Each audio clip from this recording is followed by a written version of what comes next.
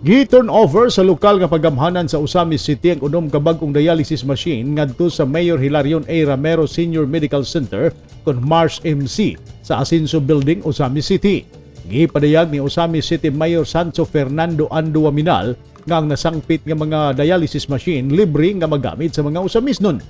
Gipasalamatan usab sa mayor ang Mars MC sa pagpanguna ni Dr. Jesus Martin Santiago III sa ligong partnership o pakigtambayayong nini alang sa pagserbisyo sa mga Osamisnon. Kahinumduman nga gumikan sa pagtaas sa ginaganon sa mga pasyente na nagkinahanglan og dialysis machine, ang LGU Osamis nakigtambayayong sa Mars MC ni adtong miaging tuig nga midonar og 8 milyones ka peso sa pagpalit og dugang dialysis machine.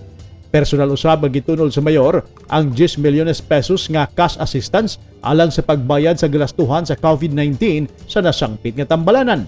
Sa iyang kabahin gipadayag ni Santiago nga ang hemodialysis department makaakomodar na og 62 ka mga dialysis patients matag adlaw.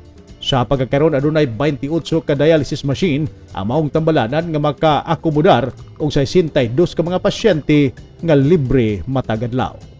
Neptali Batulinyo, Newsline Philippines, Province of Misamis Occidental. Stay safe.